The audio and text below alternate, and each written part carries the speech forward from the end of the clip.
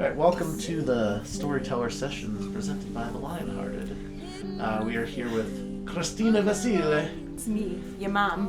otherwise now known as I Thou, which I'm very excited that she has put out new music, or will be so I guess at this time, hopefully the music will have be put out, and if not, then it will be put out soon, and this is either the second time you're hearing it or the first time, we'll see. Or the 1,000th time. Or the 1,000th time, which would be great. But yeah, so today we filmed 2 songs. Mm-hmm. Would you like to tell us what those songs were? Yeah, Brave, which is the first track, and then Lazarus, which is the last track. Yes. So at the Storyteller Sessions, we tell stories. So what about Brave? What is the story behind Brave? Well, so that's a song I wrote a few years ago. I think 2016 maybe. And I moved to Nashville in the summer of 2015 to do this program called Teach for America, and it was one of the most difficult times of my entire life. I had a really, really hard time moving away and doing the job that I was doing, and I had a lot of anxiety and panic attacks, and just literally crying and sobbing myself to sleep every single night. And eventually for mental health reasons, I needed to quit and move back home, and that was only after a few months.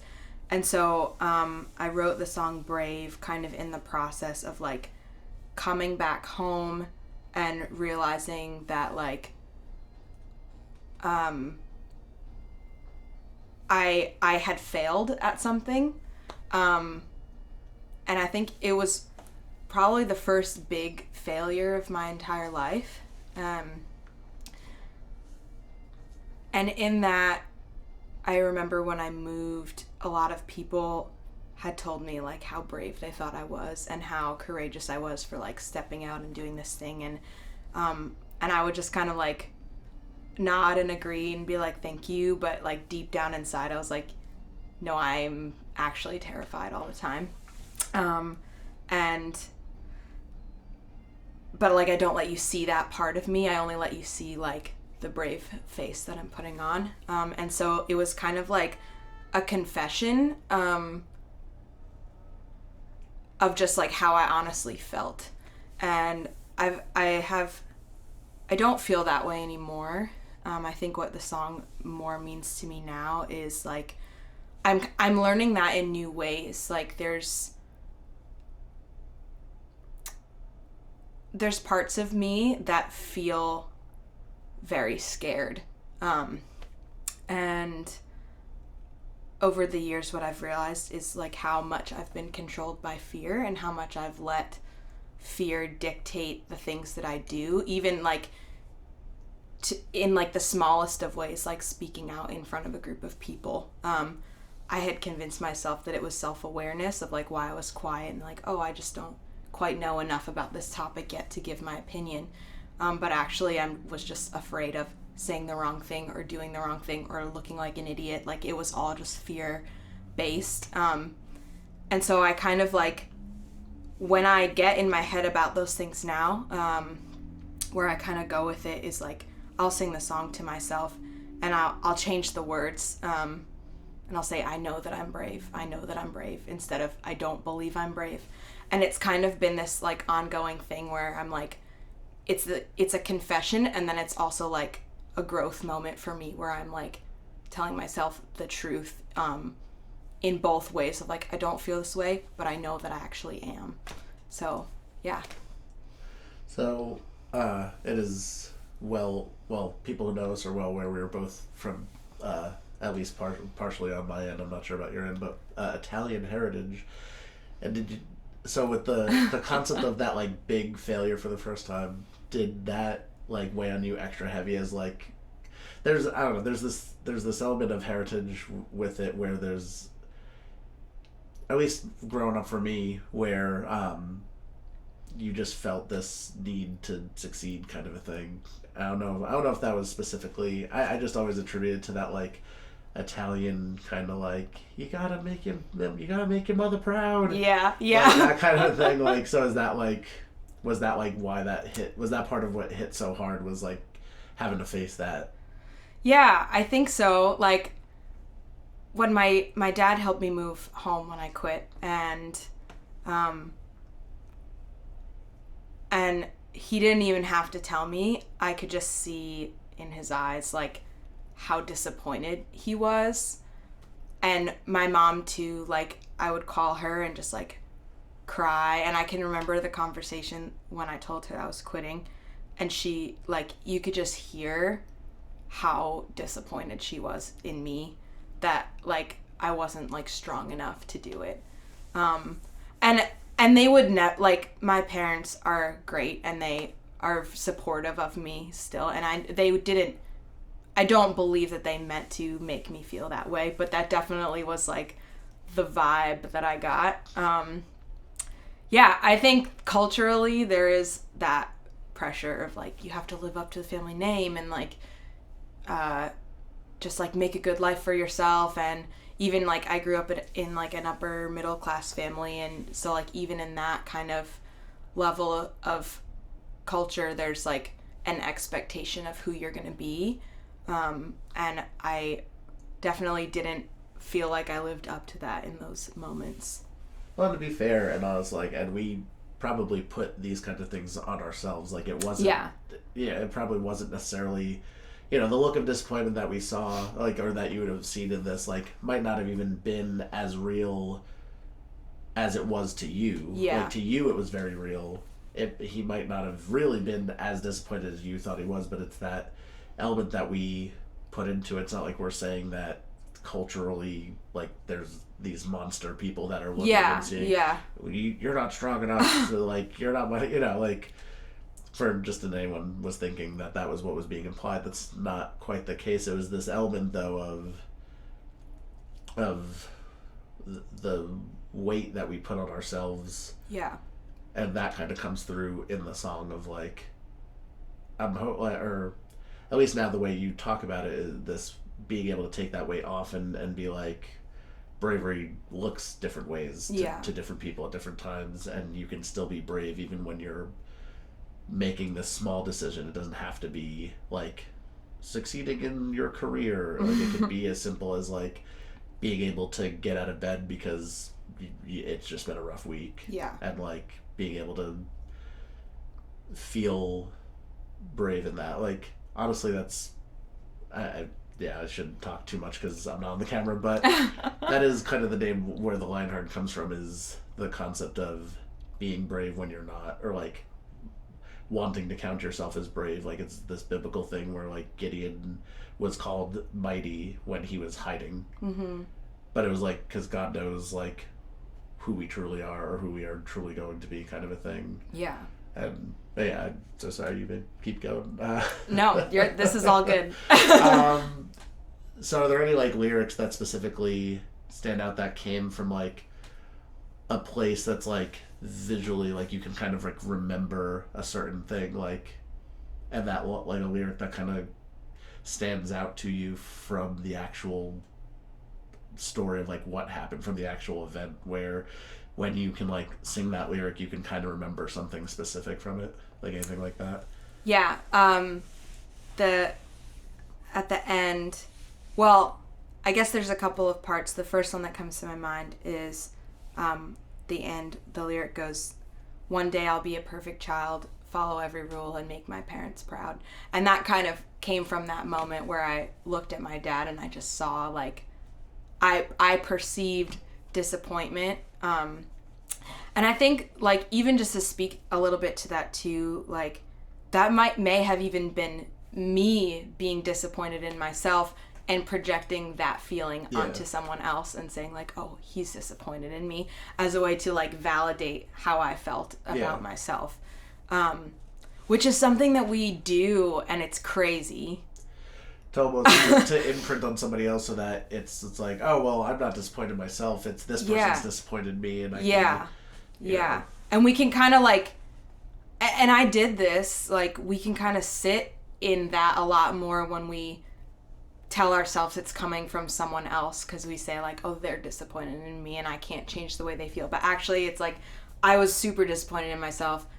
I really was angry at myself for quitting and for feeling like I failed, but like feeling so weak that like I couldn't even thinking about it now, like I couldn't imagine continuing on doing that the way that I was, just like mentally, like it just was not healthy for me. And coming face to face with your own weakness and shortcomings is like a really hard thing to do. So it's a lot easier to say that other people see these things in me and deny that I actually see these things in myself.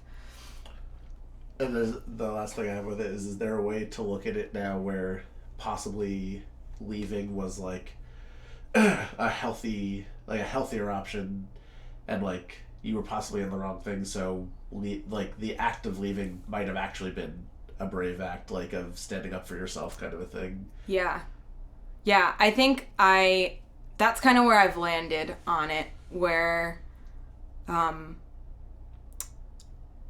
think you said this earlier, like bravery looks really different, and sometimes it looks like persevering and sometimes it looks like walking away.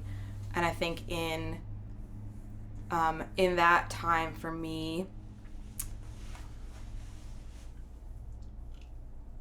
I think I did what was best for me, and I guilted myself a lot for that, and I said I should have done what was best for other people.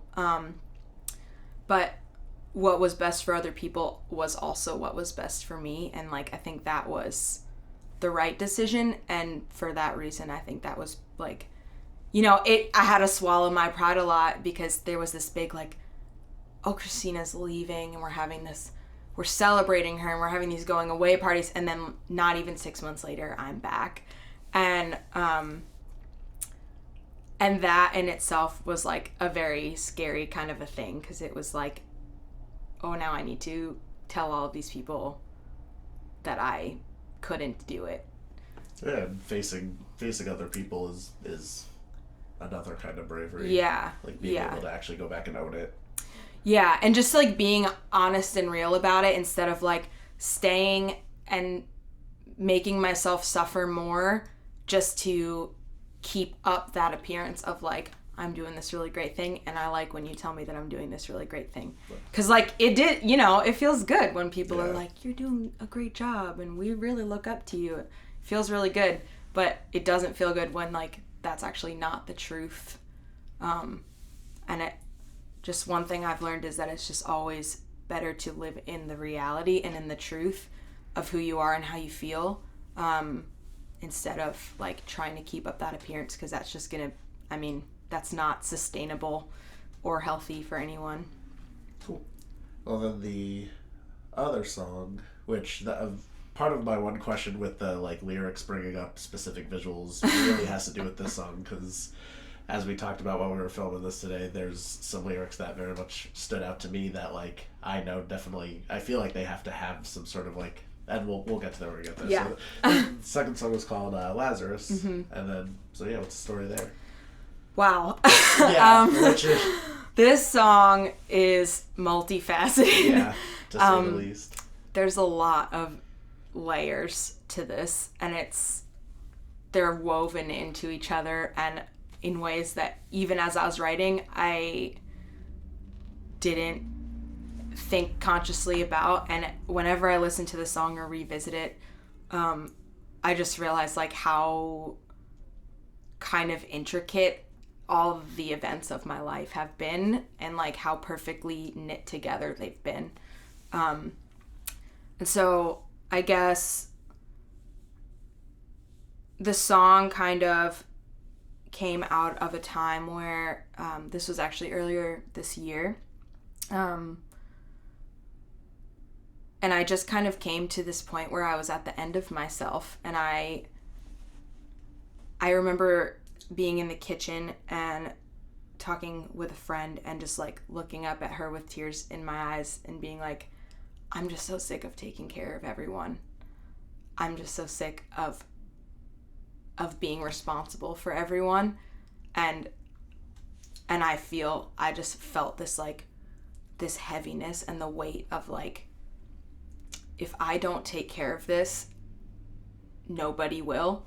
And if I don't help and rescue this person, nobody will. And they're gonna hit rock bottom, and it's gonna be terrible, and it's all gonna be my fault. And a lot of that I was putting on myself. And I said that to my friend, and I went out for a drive, and on my way home, the first like couple of lyrics just came to me, because it was just like how I just truly felt. Like, I'm sick and tired of caring for people. I don't even care if that's a selfish thing. Like, I just don't want to do it anymore. Like, I can't do it anymore, and I can't take it anymore. And I just want someone to be there for me for once. And yeah, that's just how I felt. And as I dug deeper and deeper into those feelings, I started to realize the roots of where that all kind of came from, and it went way back into my childhood. And yeah, we can get into some of those. I feel like there's specifics that we can get into. Because so the obvious line, like the thing that really had stood out to me was the power behind the concept of looking at death with a child's eyes, and like that question, where did Angini go, is like, when is she coming back, like, is she just asleep, kind of a thing, is just heartbreaking and like very vivid. And so like, what about that specifically ties into this when you look back to it, like when you look back to that event? Yeah. So as I'm going back and kind of digging into this feeling of like, man, everyone's problems have become my problems, and I've taken them on. When I believe I was six or seven, and my mom's sister passed away. She had breast cancer, and so that was obviously like a very sad event. And then 6 months later, my mom's brother passed away very suddenly. They were 35 or 36. And so that defined my entire life, and definitely defined my childhood. I grew up just watching my family kind of go through this trauma, and watching my grandparents and my mom, and my remaining aunts and uncles just kind of like grieve. And then me, like as a kid, just trying to wrap my head around like what it means to die and what it means to grieve, because I knew them too. So I also was like in my own childlike way going through the grief process, and I would ask a lot of questions about like heaven and like God, and like, why did this happen? And so like, the answer that I got a lot of times was like, oh, it's like she's sleeping, but she's just not going to wake up. And after that, in the years following all of that, I think I took on this role of like, I need to be strong for my family, because my family is weak right now. And my mom, understandably, was just like emotionally not capable of like nurturing me the way that I subconsciously needed to be nurtured. And so I kind of like, I saw her suffering, and I wanted to go and comfort her. And there were a lot of other, I don't want to expose too much about her personal struggles, but there were many other things too that kind of like play into that. I'm a mother to my mother. I'm a parent to my parent. I'm like trying to comfort all of these adults there's just chaos happening all around me, like emotional chaos. And I'm trying to like make sense of it all, and feeling like I need to like everyone is sad all the time, and I need to be the one that is happy for them. And I never realized that I felt that way until I really started digging into like why I tend to take on other people's problems. And it was all kind of rooted in like that childhood trauma that I had. And it was just kind of manifesting and like replaying itself out in my adult life. And yeah, I will allow you to ask another question now. I am rambling. It's telling the story. It's not quite rambling. Not specifically a question. It's more just so pushing through that where it's just like the concept of it all being rooted in having an issue with a current problem and then realizing that this problem has existed for all this time. Yeah. And then the last part of the song, from what I haven't specifically read the lyrics. I've only ever heard the song a few times, including today. But the last part of the lyrics seems to then be rooted in the like, kind of like how to, not how to fix it, but like kind of how to like work with it or somewhat solve it, which is this concept of being able to tell people like, you know what, maybe I can't make things better for you. I have to let you deal with it a bit more. I can't, and that, there you go. You get it. I am getting it, but it's your turn to tell, so. Yeah, so, I think that the end definitely is like a much more, there's like a hopeful resolve to all of it. And it at times felt like a very dark journey. And I prayed a lot during that time, and I felt,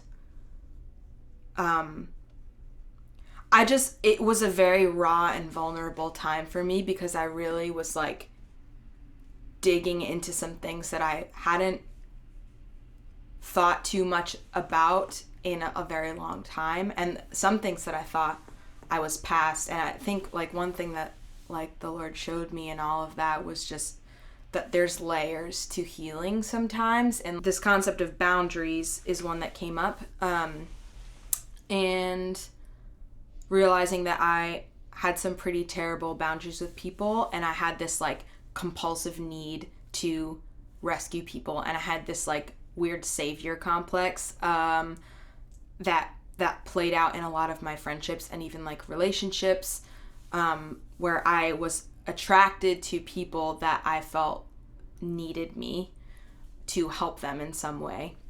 And I learned a lot about myself in that time, and a lot about like what it looks like to love people where they're at and not for where I want them to be. And so that's kind of like the end of the story, is like me kind of coming to that place where I realized like I want to help you so bad, and I love you, and I hate that you're suffering like this, but I know that I can't be that person for you, and that is what is the best way that I can help you, is to recognize that I can't help you, and that you have to like go through this journey in order to have to become the person that I know that you can be. I need to allow you to be who you are now, without my help and without my assistance, and I need to like let go of this compulsion to fix all of your problems. And yeah, it's just a lot of me wishes that I it's still something that I have to like fight against, and a lot of me wishes that I could just like, man, if all the people that I loved, if I could just fix their issues, that would be amazing. And if I could just like somehow convince them or like love them or push them into being the people that I see them as, like that would just be, I would be able to save them from like this pain that they have to go through. But like, I think the thing that I realized going through my own painful journey was that like the pain is not a bad thing, and it brings you to a place of joy that you would never have reached if you hadn't gone through the painful, valley of the shadow of death. And yeah, I guess the end of the song really is just about like, I wish I could do this for you, but I know the best thing for you is for you to do it on your own. And you can't get up if you haven't fallen down. And I'm keeping you from falling down right now. So I'm going to take my hands away and let you kind of fall and learn the lesson. And I know that you are capable of rising up and of like persevering through the journey and of like becoming that person that I know that God has created you to be. And it's also just like, I'm not the one that's going to bring someone to a place of healing. Like, only God can do that. And so, man, the last line of the song, if I could be your Jesus, you'd be Lazarus in the tomb, and I'd make sure that you'd rise up. There in that passage, which it's in the Gospel of John, Jesus arrives after Lazarus is dead, and his friends are asking him like, where were you, and I found myself asking that a lot, like, God, where are you? Why aren't you helping? Why aren't you like healing this person? And I think what I realized is that his timing is perfect, and it's not in my timing, and he doesn't do things the way that I want. He does things the way that he wants, and the way that is going to be best for everyone involved, not like so that I can feel like I'm in control of the situation. So yeah, the end is just a letting go and like a hopefulness and like a almost like an encouragement to any of those people that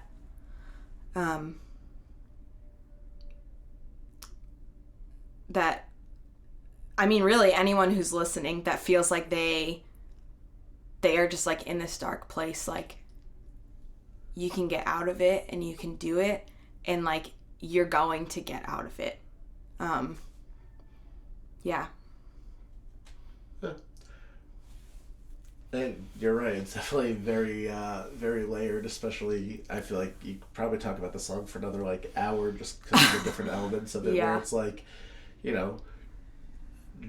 doing things for somebody and like taking away their pain for them isn't the same thing as being there to support somebody. Yeah. And so it's not like I'm assuming when you talk about it, it's not like saying like, I'm going to withdraw all support. It's like more of a like, by being your savior, I am taking away the journey that you need to go on kind of thing, instead of just being there along with you to like be there for when you need like someone to listen to you or something like that. And I'm assuming that's not the point of the song, is to be like, you have lost all support. Screw you! Yeah, like it's that there's a difference between going in and swooping in and saving somebody and being there as support. And I definitely understand that. I feel like I've had a lot of interactions with that same kind of aspect, and there is an element to it where there's a reason why like the Bible talks about people being like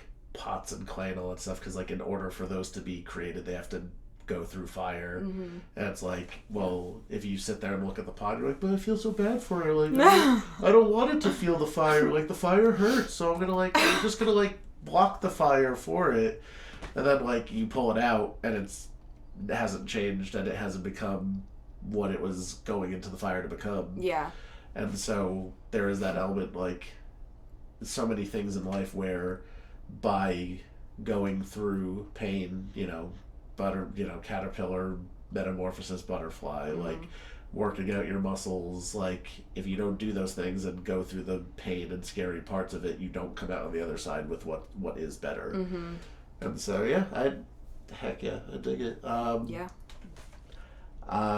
Is there anything else that you'd like to say on it, or because I mean, I could go on I forever. know, yeah. Unfortunately, yeah. I think this is a good starting Yeah, point. sure. So, well, I guess if it is a starting point for people to have a continuing point with you, do you have yet any places for people, like any sort of URLs or things for people to find what it will be Thou's music?